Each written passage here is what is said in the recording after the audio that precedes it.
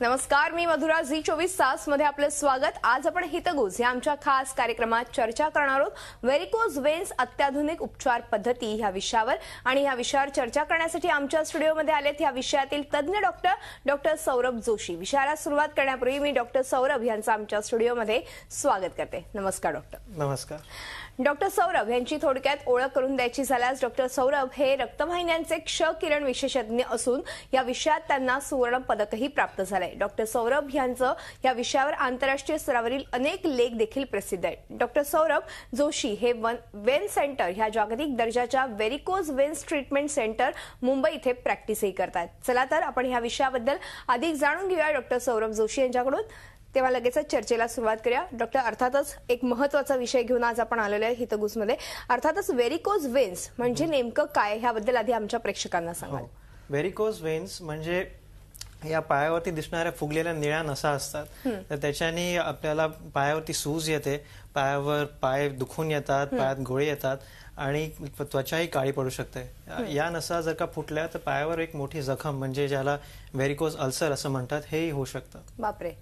पण म्हणजे खरं तर ह्या आजाराकडे दुर्लक्ष करून चालणार नाही. आणि अर्थातच आपण ह्या माध्यमातून, ह्या चर्चेच्या माध्यमातून लोकांपर्यंत सांगूया की नक्की हे काय असतात, व्हेरिकोज वेन्स कडे का दुर्लक्ष करून येणे, पायावरती निळ्या सापासारख्या नसा दिसणे आणि त्वचा जी असते पायाची त्वचा काळी पडू शकते आणि त्याच्यावरती आपल्याला एक जखमही दिसू शकतात, पायाच्या जखम दिसू शकतात.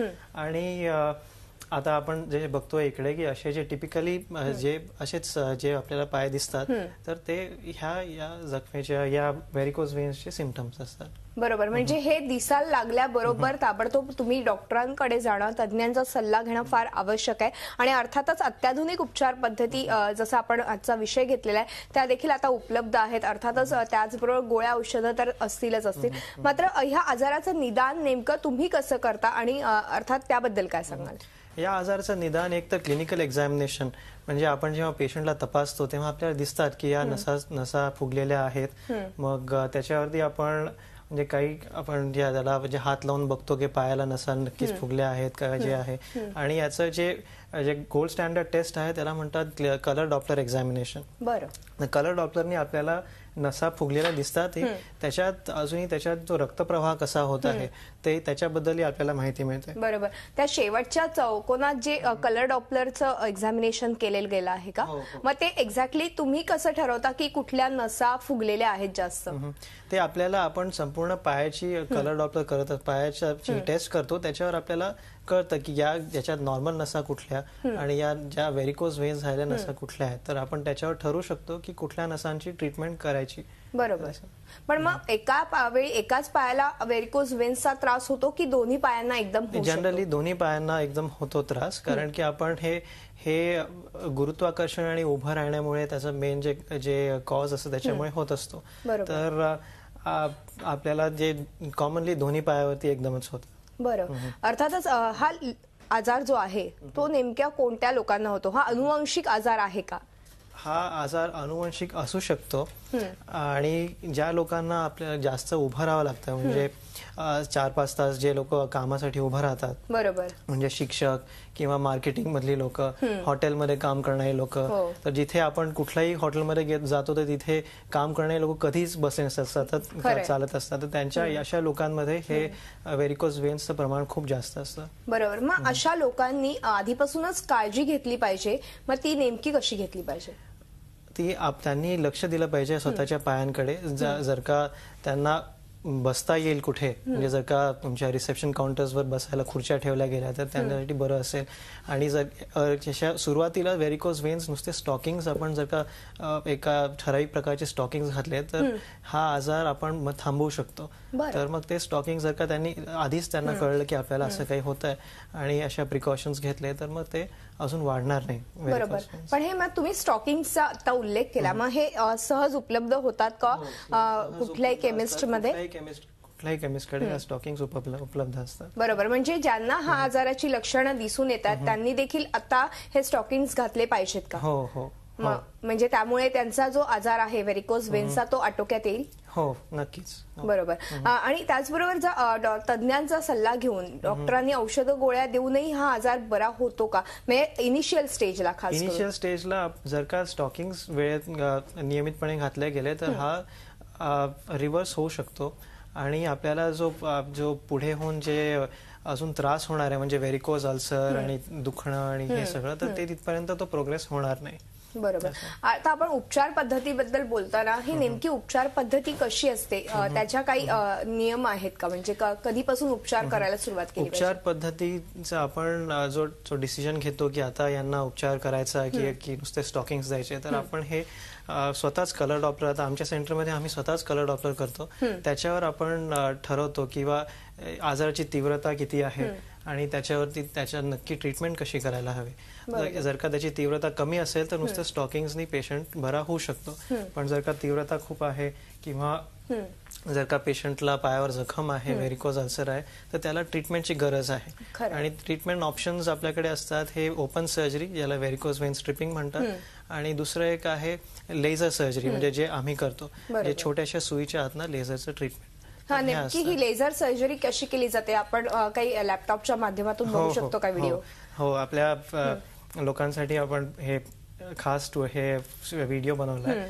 हे आपण एक छोटीशी सुई लावून नसेमध्ये छोटीशी, आता तुम्हाला दिसते एक पांढरी सुई जातीये, ती छोटीशी सुई लावतो आणि त्याच्या आतनं आमचे सगळे जे इन्स्ट्रुमेंट असतात, वायर आणि हे अगदी बारीक इन्स्ट्रुमेंट त्याच्या आतनं जातात. आणि तसं आपण वेनच्या आतमध्ये टार्गेट करून हे जे पांढरं दिसतंय ते एका सुईच्या एवढं आहे. आतनं जाऊन आपण हे पोझिशन कन्फर्म करतोय की सगळं बरोबर आहे की नाही, आणि एका छोट्याशा पिन होल इन्सिजन मधनं आपण ही जी नस जी काम करत नाहीये तिला आपण बंद करतो. हे आपण त्या नसेच्या आतलं दिसतंय सोनोग्राफीच्या गायडन्सनी. बरोबर आहे. आणि हे बंद केल्यानंतर आपल्याला असं आढळून येतं की आता याच्यात रक्तप्रवाह बंद झालाय, म्हणजे ही बंद झाली. म्हणजे थोडक्यात काय तर आता लेझर पद्धत उपलब्ध असल्यामुळे सोपी झालेली आहे. आणि साधारणतः किती दिवस पेशंटला हॉस्पिटलाइज राहावं लागतं का, आणि त्याच्यानंतर काही प्रिकॉशन घेण्याची गरज असते का? ही व्हेरिकोज वेनची लेझर सर्जरी जी असते ती डे केअर प्रोसिजर म्हणून आम्ही करतो. म्हणजे एका दिवसात सकाळी पेशंट ऍडमिट होतो आणि संध्याकाळी 5 वाजता घरी जातो. दुसऱ्या तिसऱ्या दिवशी पेशंट कामालाही जाऊ शकतो. इतकी मोठी सर्जरी, बिना एकही टाका येत नाही पेशंटला, आणि पेशंट चालत ऑपरेशन टेबलवर येतो आणि चालत परत जातो. तर याच्यात काही आपल्याला पेशंटला असं बेड रेस्ट नाही, असं काही नसतं. बरोबर आहे. म्हणजे थोडक्यात काय तर पेशंट एकदम फिट होऊ शकतो. पण मग दोन्ही पायांना जर व्हेरिकोज वेन्सचा त्रास होत असेल तर दोन्ही ऍट अ टाइम तुम्ही करू शकाल का लेझर सर्जरी? आणि जर 2 ते 3 असे नसा फुगलेल्या दिसल्या तुम्हाला, वेन्स फुगलेल्या दिसल्या, तर त्याही एकदम करू शकतात का? आपण आधी सोनोग्राफी करून आपण बघतो की कुठल्या, जर का दोन्ही पायांना खरंच गरज आहे का ट्रीटमेंटची, आणि जर का असली गरज तर आपण ते करू शकतो. म्हणजे त्याच्यात आपल्याला खूप काही त्रास होत नाही. एका वेळेला एक पाय आणि दुसरा पाय त्याच सेटिंग मध्येही करू शकतो. फक्त आपल्याला एक 40 मिनिटं जास्त वेळ लागतो आणि ट्रीटमेंट होऊन जाते. तसं काही नाही. म्हणजे हार्डली 40 ते 50 मिनिटांमध्ये ही ट्रीटमेंट होते. आणि अर्थातच तुम्ही सांगितलं की एका दिवसात पेशंटही चालायला फिरायला लागतो. अर्थातच ह्या नंतर ह्या उपचारांचे काही दुष्परिणाम आढळून येतात का? दुष्परिणाम म्हणजे काय की जेव्हा आपण ट्रीट करतो तर ही ओपन सर्जरी जी असते, म्हणजे स्ट्रिपिंगला ज्या सर्जरीसाठी 50 टाके येतात तीच सर्जरी आपण छोट्याशा पिनहोल मधनं करतोय. बाहेरनं आपल्याला काहीच दिसत नाही, पण आतनं तर सर्जरी झाली असते. तर पोस्ट ऑपरेटिव्ह थोडंसं दुखणं आणि त्रास असतो पेशंटला, पण ते सगळं आपण ओव्हरकम करण्याकरता पेशंटला आपण ते दुखण्यावरती औषधं वगैरे देत असतो. तर आणि जनरली 7-8 दिवसात पेशंटची रिकव्हरी कम्प्लीट होते आणि आपल्या नॉर्मल सगळे काही कामाला पेशंट लागू शकतो. हे ट्रीटमेंट झाल्या पेशंटला ठराविक प्रकारचे स्टॉकिंग्स 48 तास सलग घालावे लागतात. त्याच्यानंतर 6 महिन्याकरता दिवसातना 12 तास स्टॉकिंग्स घालणं गरजेचं असतं. हे जर का आपण पेशंटनी स्टॉकिंग्स घातले नाही का, आता वाटलं की आता माझी ट्रीटमेंट झाली आहे, मला काही गरज नाही, तर मग हे पुन्हा आजार येऊ शकतो. कारण की स्टॉकिंग्स हे ट्रीटमेंटचा एक भाग आहे. स्टॉकिंग्स ऑप्शनल नसतात. बरोबर आहे. मात्र हा अनुवंशिक आजारही आहे असं मला वाटतं, किंवा तुम्ही पण मगाशी बोलताना सांगितलं. मग अनुवंशिक असल्यावरती पुरुषांमध्ये जास्त हा आजार आढळून येतोय की स्त्रियांमध्ये? जास्ती करून स्त्रियांमध्ये हा आजार आढळून येतो. जर का तुमच्या आईला किंवा आजींना असा त्रास असेल तर तुम्हाला थोडंसं लक्ष दिलं पाहिजे की आपल्याला होऊ शकतो. आणि मग थोडंसं लक्ष दिल्यावरती जर का आपल्याला एकदम बारीक बारीक निळ्या नसा दिसत आहेत, ज्याला स्पायडर वेन्स म्हणून असं म्हणतो, ते त्या स्टेजवरती जर का तुम्ही स्टॉकिंग्स घालायला सुरू केलं तर मग हा प्रोग्रेस होणार नाही, तुम्हाला तो इतका त्रास होणार नाही. बरोबर. म्हणजे थोडक्यात काय, तर तुम्हाला तुमच्या घराण्यात कुठे कोणाला असेल तर नक्कीच तुम्ही आधीपासूनच प्रिकॉशन घेणं फार आवश्यक आहे. वारंवार तज्ञांचा सल्ला देखील घेणं आवश्यक आहे. अर्थातच ह्या उपचारासाठी भूल द्यावी लागते का? भूल, आता ती भूल देणे हे पेशंटला किती वेदना सहन होतात त्याच्यावर डिपेंडंट असते. तर बऱ्याचशा पेशंटला आम्ही पूर्ण भूल देत नाही, फक्त ट्रीटमेंट जी साईट जी असते म्हणजे जी नस ज्यावर आपण ट्रीट करतोय त्याच्यावर लोकल आम्ही अनेस्थेशिया दिला तर ते होऊन जाते. पण जास्ती करून काही लोकांना ज्यांना वेदना सहन होत नाहीत त्यांना आपण स्पायनल अनेस्थेशिया देऊ शकतो किंवा एक माइल्ड सेडेशन म्हणजे पेशंटला झोपवून ही ट्रीटमेंट करू शकतो. म्हणजे थोडक्यात काय, तर भूल न देता देखील ट्रीटमेंट करता येऊ शकते. आणि अर्थातच एका दिवसामध्ये पेशंट बराही होतो, तो चाला फिरायला लागतो. मात्र त्याच्यानंतर ऑपरेशन, लेझर ऑपरेशन नंतर प्रिकॉशन घेणं त्या पेशंटवरती फार इम्पॉर्टंट आहे. पेशंटने तेवढं घेतलं पाहिजे. अर्थातच हे झालं खरं तर मधुमेह लोकांना देखील हे व्हेरिकोज वेन्सचा त्रास होऊ शकतो, कारण की आपण बघतो की त्यांना वेगवेगळ्या त्रासांना सामोरं जावं लागत असतं. तर ह्या अशा पेशंटच्या बाबतीत तुम्ही काय सल्ला द्याल? मधुमेहाच्या पेशंट्सला व्हेरिकोज वेन्सची ट्रीटमेंट करणं अजून गरजेचं असतं, कारण की त्यांच्यामध्ये काय, जर का व्हेरिकोज अल्सर झाला तर आणि इन्फेक्शन झालं तर ते रिकव्हरी त्यांची उशिरा होत असते, त्याला वेळ लागतो जास्त. तर त्याच्या ह्याच्यात आपण व्हेरिकोज अल्सर हा टाळावा म्हणून जर का ट्रीटमेंट करणे गरजेचं आहे तर त्यांच्या अशा लोकांमध्ये ही ट्रीटमेंट लवकर केली पाहिजे. बरोबर. म्हणजे पण त्यांना कुठल्याही प्रकारच्या लेझर ट्रीटमेंटची काही त्रास होत नाही? काही जास्त ऍडिशनल त्रास काही नाही, पण त्यांना ते लवकर करणं. पण बऱ्याचदा मधुमेहाचे जे रुग्ण असतात त्यांना सेन्सेशन नसतं आणि खास करून पायांवर त्याचा प्रभाव जास्त दिसून येतो. तर अशा वेळेस त्यांना ही ट्रीटमेंट म्हणजे त्यांच्या लक्षातही येणार नाही की आपल्या पायावर का सूज येते, का हे व्हेरिकोज वेन्स वाढले आहेत. मग हे त्यांना कशा पद्धतीने समजून सांगाल तुम्ही?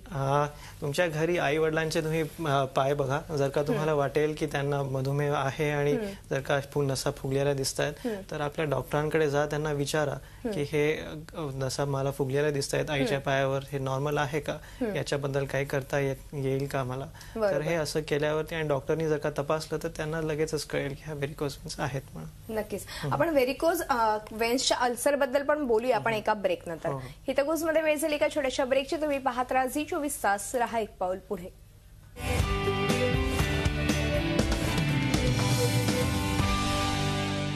हितगुज या आमच्या खास कार्यक्रमात आपलं पुन्हा एकदा स्वागत आहे. आणि आज आपण चर्चा करतोय व्हेरिकोज वेन्स अत्याधुनिक विना ऑपरेशन उपचार पद्धती या विषयावर. आणि आपल्याला मार्गदर्शन करताय डॉक्टर सौरभ जोशी. मी पुन्हा एकदा चर्चेकडे वळते. डॉक्टर सौरभ, खरं तर तुम्ही मगाशी व्हेरिकोज वेन्सच्या अल्सर बद्दल उल्लेख केला. हा नेमका काय प्रकार आहे? हे कुठल्या रुग्णांमध्ये जास्त करून तुम्हाला आढळून आलेले आतापर्यंत? व्हेरिकोज वेन्स जर का त्याची ट्रीटमेंट होत नाही तर ते त्याचं प्रोग्रेशनचं जे लास्ट स्टेज असतं तर त्याला व्हेरिकोज अल्सर म्हणतात. म्हणजे ही वेन फुटते आणि हे जो रक्तस्राव आपल्या स्किनच्या खालती रक्तस्राव होतो त्याच्यानी हा अल्सर होतो. बरोबर. तर आता आपण हे लॅपटॉप मध्ये काही चित्र बघतोय ती त्याच संदर्भातली आहेत. पेशंटला व्हेरिकोज अल्सर आहे आणि जे बाजूला आपण आपल्याला दिसतंय ते व्हेरिकोजचं जे कलर डॉक्टरवरती जसं दिसतंय तशी, आणि ट्रीटमेंट केल्याच्या 90 दिवसानंतर आपल्याला दिसतंय की हा अल्सर बरा झालाय. बरोबर. असे बरेच काही म्हणजे जे व्हेरिकोज वेन्सचे आपण अल्सरची जी स्टँडर्ड ट्रीटमेंट असते, जर का व्हेरिकोज वेन्स ट्रीट केली जातात तर मग त्याच्यामुळे होणारा अल्सर असतो तर तोही बरा होतो. बरोबर आहे. म्हणजे लवकरात लवकर खरं तर व्हेरिकोज वेन्सची ट्रीटमेंट केली तर अल्सर पर्यंत ही स्टेज जाणार नाही. आणि अर्थातच ऑपरेशन, ह्या मोठ्या ऑपरेशनची गरज भासणार नाही, कारण की आता उपचार पद्धती, लेझर सारखी उपचार पद्धती खरं तर तुमच्याकडे उपलब्ध आहे. त्या लेझर उपचार पद्धतीबद्दल जर बोलतोय आपण, तर मला एक सांगा की ह्या लेझर उपचार पद्धतीनंतर एकदा आपण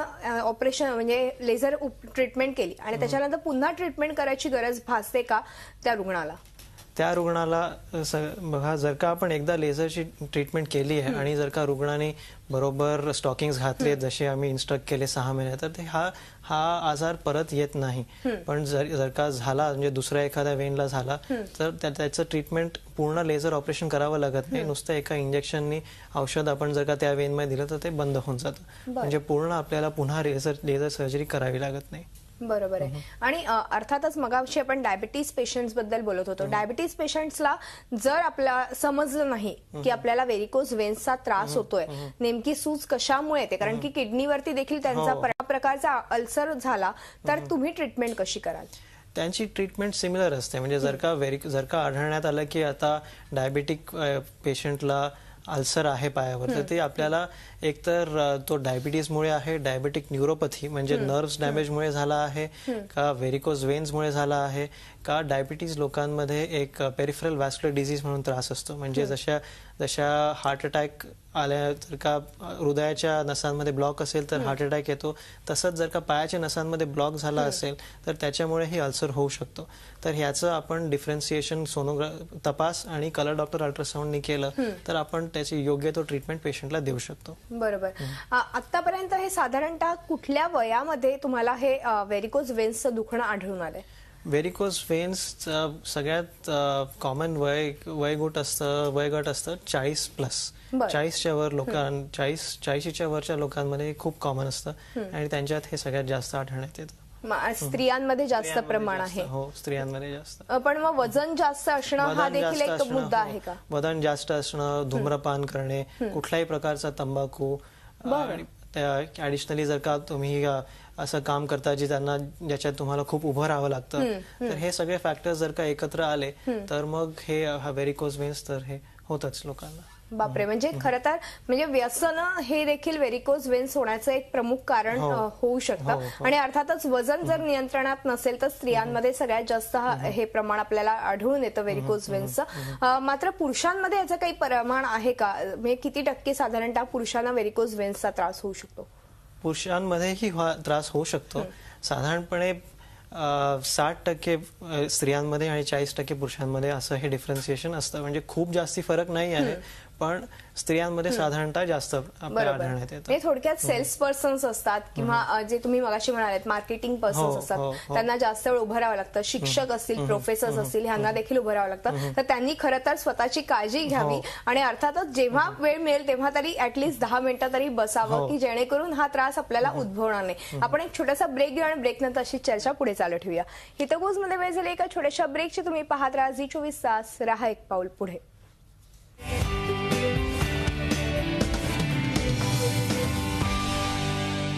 हितगुज या आमच्या खास कार्यक्रमात आपलं पुन्हा एकदा स्वागत आहे. आणि आज आपण चर्चा करतोय व्हेरिकोज वेन्स विना ऑपरेशन उपाय ह्या विषयावर आणि आपल्याला मार्गदर्शन करतायत डॉक्टर सौरभ जोशी. मी पुन्हा एकदा चर्चेकडे वळते. डॉक्टर सौरभ, खरं तर ह्या व्हेरिकोज वेन्स बद्दल अजूनही लोकांमध्ये गैरसमज आहेत आणि अर्थातच हे गैरसमज आपण आपल्या माध्यमातून दूर करण्याचा प्रयत्न करतोय. मात्र मला सांगा की तुम्हाला आतापर्यंत आलेले रुग्णानुभव काही आहेत का, आणि अर्थातच तुम्ही ट्रीटमेंट केल्यावरती त्या रुग्णांना कसं वाटलंय? आमच्याकडे एक 2 प्रकारचे पेशंट्स येतात. म्हणजे ज्यांना एक तर कॉस्मेटिक त्रास असतो की बा माझ्या पायावरती अशा या वेन्स दिसत आहेत, या दिसायला नको. आणि बाकी काही पेशंट येतात की ज्यांना खरंच जखम आहे आणि अल्सर आहे, त्याची आपण त्या अल्सर ट्रीटमेंट करायकरता व्हेरिकोज वेन्सची ट्रीटमेंट करतो. तर याच्यात मला लॅपटॉपवर काही पेशंट्सचे म्हणजे बिफोर आफ्टरचे फोटोज आहेत ट्रीटमेंट केल्याच्या आधी आणि ट्रीटमेंटच्या नंतर, ते आपण आपल्या श्रोत्यांना दाखवू शकतो. बरोबर. आता आपण बघतोय तर या पेशंटला तुम्ही बघा, एक पायावरती अशी सापासारखी नस दिसते आणि पेशंटला ती नको होती. म्हणजे हे पेशंटला पायाचा दुखण्याचा त्रासही आहे, पण हे जी नस आहे त्याच्यामुळे कॉस्मेटिक अपिअरन्स जो आहे, म्हणजे ते दिसायला खराब दिसतं आणि मला ट्रीटमेंट करायचे. तर हे ट्रीटमेंट केल्यानंतरच ती नस नाहीशी झाली आहे आणि आपल्याला म्हणजे पेशंट तर एकदमच सॅटिस्फाईड होता की त्याला काहीच आता ती दिसत नाही. बाकीचे काही पेशंट असतात जसे पायावरती अल्सर असणे, म्हणजे या पेशंटला गृहस्थांना पायावरती जी जखम दिसते, तर ती जखम आता व्हेरिकोज वेन्स मुळे होती. आपल्याला कलर डॉक्टरनी समजलं की ही व्हेरिकोज वेन्स आहे आणि त्याच्यानंतर आपण ट्रीटमेंट केली. ट्रीटमेंट नंतर ते बरं झालंय. बरोबर. असे मोठे मोठे व्हेरिकोज अल्सर म्हणजे हे पायावरती जे आपल्याला जखम दिसतंय, म्हणजे हे लोकांना समजायलाही त्रास होतो की हे व्हेरिकोन्स वेन्सनी हा अल्सर होऊ शकतो. कारण की या पायावरती आपल्याला इतक्या काही नसा दिसत नाहीये, फक्त पाय काळा पडलाय. तर हे अल्सर नुसतं ओळखून येणं की हा व्हेरिकोज वेन्समुळे अल्सर आहे, हेच म्हणजे डायग्नोसिस करणं हे खूपच इम्पॉर्टंट आहे. एकदा डायग्नोसिस झालं आणि ट्रीटमेंट झाल्यानंतर आपल्याला दिसतंय की हे जे अल्सर आहे ते भरलं आहे. बरोबर. अजून असेच बरेच अल्सरचे जे उदाहरणं असतात. पाय थोडासा काळवंटो आणि अर्थातच हे खरं तर लक्षणं आहेत ही लगेच दिसायला लागल्यावरती, म्हणजे ही एक्सटर्नली लक्षणं दिसायला लागल्यावरती खरं तर पेशंटने आधी ताबडतोब डॉक्टरांचा सल्ला घेणं इम्पॉर्टंट आहे. अर्थातच आता तुम्ही म्हणालाच डॉक्टर की एक कॉस्मेटिक साठी देखील लोक येत असतात. अनेकदा असं होतं की आपल्याला ह्या नर्व्सचा आपल्याला चांगल्या दिसत नाहीत किंवा लोकांना कुठेतरी असं अनकम्फर्टेबल वाटत असतं, तर त्याबद्दल काय सांगाल? ह्याच्यासाठी देखील ट्रीटमेंट आहे मग की लेझरच आहे का? याच्यासाठी ट्रीटमेंट आहे. यांचा पण आपण सेम तसाच तपास करतो, कलर डॉक्टर अल्ट्रासाऊंड करतो. जर का त्या म्हणजे आमच्या ज्या ठराविक क्रायटेरिया असतात की कुठल्या रुग्णाला लेझरची गरज आहे, कुठल्या रुग्णाला लेझरची गरज नाही, तर जर का यांचा जो आजार ज्या त्या कॅटेगरीमध्ये बसला की यांना आपण लेझरची ट्रीटमेंट करू शकतो, तर त्यांनाच आपण ही ऑफर करतो. म्हणजे जर नुसतं कॉस्मेटिक आहे त्याच्यासाठी ट्रीटमेंट आम्ही असं करत नाही. त्याच्या ज्या क्रायटेरियामध्ये जर का बसलं तरच त्याची ट्रीटमेंट होत असते. बरोबर. पण आता व्हेरिकोज अल्सर किंवा व्हेरिकोज वेन्स जेव्हा लेझर ट्रीटमेंट होते, साधारणतः त्याचा काय खर्च असतो? साधारणतः त्याचा खर्च साधारण 80,000 ते 1 लाख पर्यंत खर्च येऊ शकतो. कारण की ह्याचे जे मटेरियल्स असतात म्हणजे लेझरचं डिव्हाइस असतो ते सगळं आपण युरोपहून इम्पोर्ट करून घेत असतं. तर तसं महाग आहे प्रोसिजर, पण पेशंटचा जो वेळ वाचतो आणि त्रास वाचतो, म्हणजे तुम्ही दुसऱ्या तिसऱ्या दिवशी कामावर जाऊ शकता, तर त्याच्याने म्हणजे तुमचं काम बुडत नाही, तुमच्या नॉर्मल लाईफस्टाईलला अफेक्ट होत नाही. तर त्याच्यामुळे हे पेशंट्सला जास्ती याचा सुविधा असते. बरोबर. पण बऱ्याचदा असंही होतं पेशंटच्या बाबतीत की व्हेरिकोज वेन्स झालेले आहेत ते लक्षात येत नाही, मग मॉलिश करून कुठेतरी त्या नर्व्स दाबल्या जातात किंवा त्या प्रयत्न केला जातो मसाज करून, मग ते योग्य आहे का?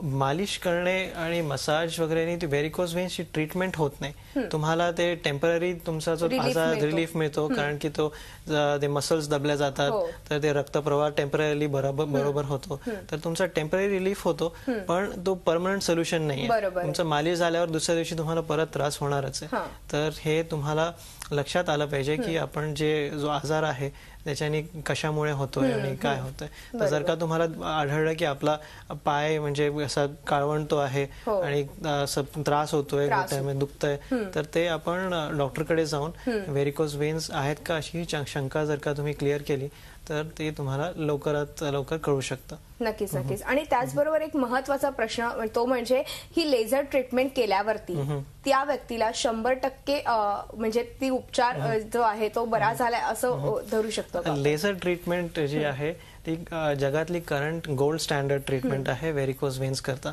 तर 90% वर पेशंट्सला म्हणजे व्हेरिकोज अल्सर किंवा व्हेरिकोज वेन्सला या ट्रीटमेंटमुळे गुण आला आहे. आणि सायंटिफिकली प्रूव्हन ट्रीटमेंट जी लेटेस्ट आहे, म्हणजे असं काही हे नाहीये की बा होईल का नाही असं काही नाहीये.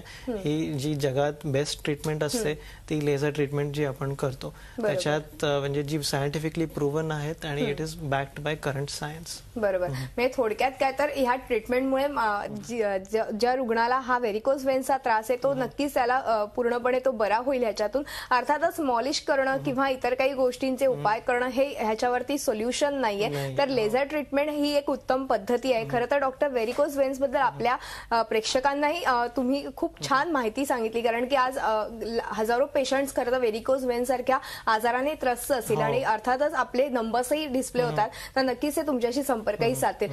पण वेळ संपल्यामुळे आज आपल्याला इथेच थांबावं लागते. मात्र तुम्ही आलात आणि खूप मोलाचं मार्गदर्शन आमच्या प्रेक्षकांना केलं, त्याबद्दल मनपूर्वक धन्यवाद. धन्यवाद. हितगुज या आमच्या खास कार्यक्रमात आज आपण इथेच थांबतो. तुम्ही पाहत राहा झी24 तास, रहा एक पाऊल पुढे.